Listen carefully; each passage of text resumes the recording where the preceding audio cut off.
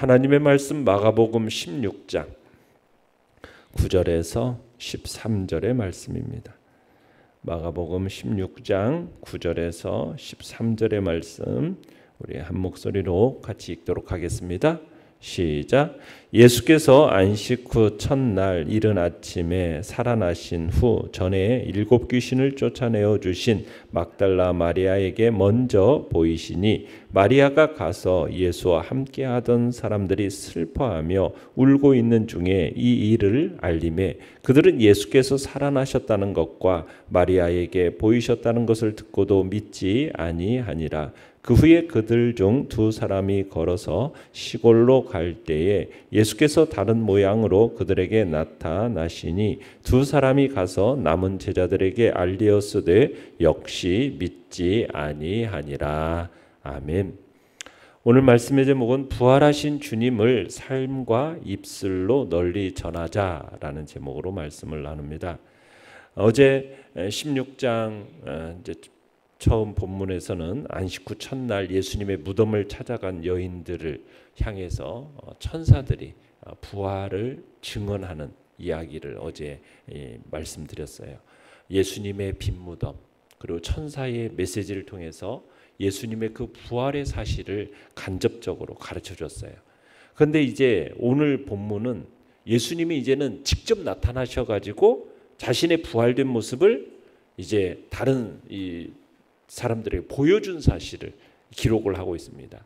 그러니까 예수님께서 막달라 마리아에게 보여주시고 또 엠마오로 가는 2 제자에게 보여주시고 직접적으로 이제 자신을 나타내 보여주신 거거든요.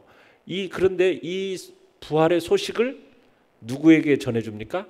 제자들에게 전해주는데 이 제자들이 믿지 않는 모습 그것에 대한 이야기가 오늘 본문의 이야기예요. 자, 내용관찰 문제 1번을 보시면 자, 예수님께서는 부활 후 누구에게 처음으로 보이십니까? 자, 9절을 읽어봅니다. 시작. 예수께서 안식 후 첫날 이른 아침에 살아나신 후 전에 7 귀신을 쫓아내어 주신 막달라 마리아에게 먼저 보이시니. 자, 예수님께서 부활하신 후에 예수님을 제일 처음 만나는 영광을 차지한 사람은 누구예요? 막달라 마리아입니다. 그런데 막달라 마리아에 대해서 뭐라고 소개를 해놓고 있습니까?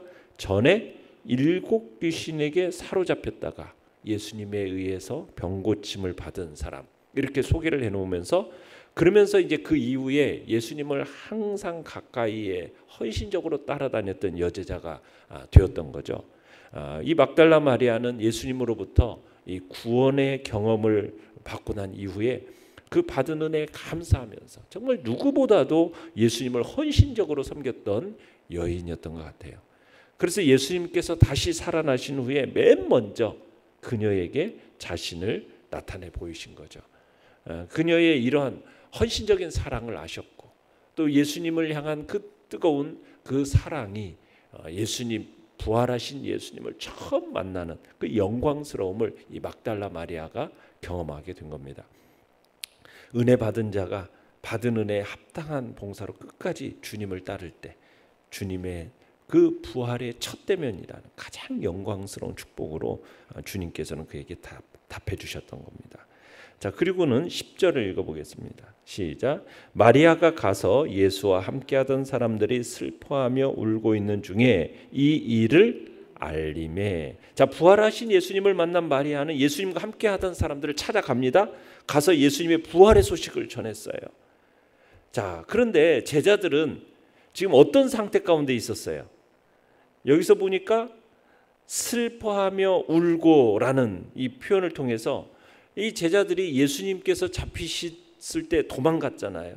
그리고 예수님의 그 죽음의 소식을 듣고 나서 제자들의 이 심리 상태가 어땠는가를 보여주고 있는 거예요. 굉장히 위축된 상태. 한마디로 슬픔을 이기지 못하고 통곡하고 있었던 상태라는 얘기입니다. 깊은 슬픔에 잠겨 있었다는 거예요. 그래서 위로가 필요한 자들이었습니다.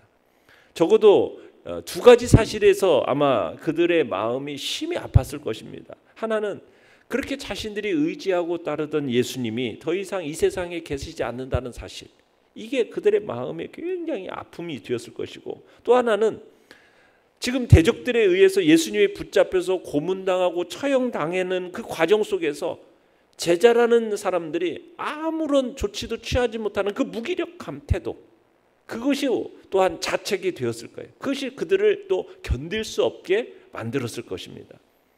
예수님의 그 십자가의 죽음 앞에서 주님의 죽음을 끝까지 따르기는커녕 그냥 생명 부지에 급급해가지고 그냥 비겁하게 도망친 자신들의 모습에 더욱더 큰 죄책감을 느끼고 슬퍼했을 거예요. 마리아도 이런 제자들의 심경을 누구보다도 잘 알고 있었기 때문에 신속하게 그 제자들을 찾아가서 주님께서 부활하셨다, 이 소식을 전해줬어요. 자, 그런데 내용과 한번 이번에 보시면 예수님의 그 부활 소식에 다른 제자들은 어떻게 반응하고 있습니까? 자, 11절 시작. 그들은 예수께서 살아나셨다는 것과 마리아에게 보이셨다는 것을 듣고도 믿지 아니하니라. 부활하신 예수님을 내가 만났다 막 하면서 막달라 마리아가 그렇게 제자들에게 전해주었는데, 그 소식을 듣고서 제자들은, 그리고 그들과 함께 있었던 사람들은 이 마리아의 증언에 대해서 믿으려고 하지 않아요. 도무지 믿으려고 하지 않습니다. 예수님께서는 살아생전에 이미 자신의 부활에 대해서 구체적인 예언을 집중적으로 3번에 걸쳐서 이야기를 하셨고, 그 이야기를 제자들이 다 들었어요. 자, 그리고 막달 마리아를 통해서 자기가 직접 부활하신 예수님을 목격했다, 그 사건을 들었어요. 들었는데도 불구하고 제자들은 인정하지 않는 거예요. 믿지 않는 거예요. 다시 사신 그분을 직접 만났다고 하는데도, 그 만난 사람이 전하는 말에도 그런 일은 있을 수 없다라고 선입견에 지배되어 가지고 그 사실을 사실로 받아들이지 못하고 있는 거죠. 또 12절 13절 읽어보겠습니다. 시작. 그 후에 그들 중 2사람이 걸어서 시골로 갈 때에 예수께서 다른 모양으로 그들에게 나타나시니 2사람이 가서 남은 제자들에게 알리었으되 역시 믿지 아니하니라. 제자 중 2사람이 걸어서 시골로 가는 도중에 부활하신 예수님을 만난 사건, 이 사건이 누가복음에 자세하게 기록되어 있죠. 거기에서 우리는 엠마오로 가는 2 제자 하면서 우리는 얘기를 하잖아요. 2사람이 가려던 목적지 엠마오, 그 부활의 주님께서 엠마오로 가는 그 2 제자에게 나타나셨어요. 예수님을 만난 그 2사람, 그 중에 한 사람이 누가복음에서 글로바라고 얘기를 하고 있어요. 이 글로바와 다른 한 사람이 엠마오로 가는 도중에 부활하신 예수님을 만나게 되고, 그 사실을 제자들에게 이제 만나 와서 이야기를 했어요. 그랬는데 제자들이 뭐예요? 역시 믿지 않았다. 역시. 부활 사건에 대한 이 초창기 제자들의 이 불신은이라는 것은 정말 매우 뿌리 깊었다라는 거예요. 마치 믿지 않기로 작정하고 나선 사람인 것처럼 계속 전달되는 이 부활의 소식을 이 제자들은 강하게 믿지 않았더라는 겁니다.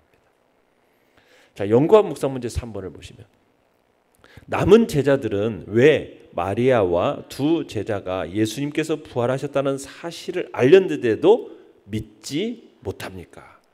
왜 믿지 못했을까요? 예수님의 죽음을 자신들이 직접 목격했기 때문에 아마 더욱 믿지 못했을 겁니다. 왜냐면 내가 직접 죽는 거 봤는데 살아났다? 이게 믿어집니까? 사람들은 자신이 믿음을 가지고 있다고 생각하지만은 보통 그래요. 눈으로 보고 경험한 것, 이성으로 이해할 수 있는 것, 여기에 더 큰 확신을 가지기 때문에 사람은 이 믿음으로 이 부활의 소식을 받아들일 수가 없는 겁니다.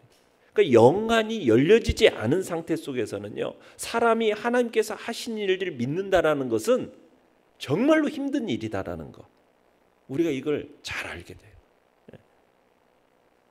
이게 이런 현상은 옛날이나 지금이나 똑같습니다. 뭐 과학자들이 주장하는 거, 이 과학자들의 주장은요, 이게 증명되지도 못하고 그냥 어떤 가설 위에다가 내려진 어떤 결론이거든요. 그런데 그런 과학적인 증명에 대해서 막 그것을 잘 믿어요. 그런데 하나님이 하신 일에 대해서는 그 직접 경험했다고 해도 그것에 대해서 쉽게 믿지를 못하는 게 인간입니다. 되게 사람들이 지식이 많으면 모든 것을 알 수 있는 것처럼 마치 이해하고 있는 것처럼 얘기하는데, 아무리 세상 지식이 많아도요, 영적인 일은 이게 이 지식과 이성으로는 이해가 불가능합니다. 예수님과 함께 했던 제자들이에요. 3년 동안. 그리고 예수님으로부터 부활의 이야기를 직접 들었어요. 그리고 직접 목격했다라고 예수님의 부활 사실을 전하는 사람이 있어요. 그럼에도 불구하고 이 사실을 믿지 못해요. 이게 정말 인간적인 이성과 지식으로는 이게 이해하고 받아들일 수 없다라는 거죠. 그러니 불신자들에게 여러분 예수님이 하나님의 아들이고 또 부활하셨다 얘기한들 이게 믿어지겠습니까? 이게 인간적으로 믿어질 수 있는 말이 아니라는 거예요. 이게 우리가 제자들조차도, 예수님을 따르던 제자들조차도 이게 믿기 어려웠던 일인데, 그죠? 자, 느낀 점은 4번을 보시면 예수님께서 자신의 부활을 예고하셨는데도 제자들이 주님께서 부활하심을 온전히 믿지 못한 모습을 보면서 무엇을 느낍니까? 그래서 우리는 복음이라는 것이요, 사람들이 그렇게 믿기가 그리 쉬운 게 아니다라는 사실을 느끼게 됩니다. 복음이라는 것이. 당시 예수님과 3년간 동고동락했던 제자들도 예수님이 부활하셨다, 이 사실을 온전히 믿지 못했는데, 여러분 다른 사람들이 오죽하겠습니까? 이 복음이라는 것은 합리적인 이성으로 받아들인다라는 것은, 믿는다라서는 이게 쉬운 일이 아닌 거예요. 이건 불가능한 일입니다. 그래서 복음을 우리가 증거하면은 왜 이걸 안 믿지? 이거 안 믿는 게 당연한 거예요. 이게 받아들여진다는 것, 배척되는 것이 당연하게 여겨야 한다는 거예요. 그러니까 복음의 증거는 언제든지 사람들에게 받아들여지지 않습니다. 배척당하기 일쑤입니다. 그래서 복음의 전도자들이 항상 핍박을 받아왔어요. 핍박받는 일이 그 복음 전함 속에서 나타나는 원인들이었거든요. 그래서 우리가 진리의 복음을 전할 때 뭘 각오해야 되냐면 순교를 각오해야 되는 거예요.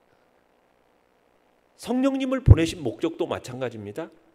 정말 여러분 증인이라는 말이 있죠. 증인이라는 말이 헬라어로 무슨 뜻이냐면 순교자라는 뜻이에요. 순교자. 그러니까 복음을 증언했던 증인들은 다 순교를 당했거든요. 예수님의 12제자들 다 순교를 당했어요. 주님이 원하시는 증인, 결국 순교를 각오해야 됨을, 이게 그리스도를 증거하는 사람들이 가져야 할 마음의 태도라는 거예요. 왜? 복음이라는 것은 이게 받아들여진다라는 것이 어려운 일이에요. 그리고 사람들은 배척하게끔 되어 있다라는 거예요. 그래서 우리는 복음을 전하면서 배척당하는 것에 대한 두려움을 가질 일이 아니라는 거죠. 당연하게 여기고, 그리고 복음을 전함에서 어떤 마음의 태도를, 죽을 각오를 하면서도 복음을 전하는 것이 우리들이 해야 할 복음 증거자의 태도임을 우리에게 가르쳐주고 있는 것입니다. 우리가 힘을 다해서 복음을 전해도 왜 안 믿을까? 왜 열매가 없을까? 실망할 필요도 없다라는 거예요.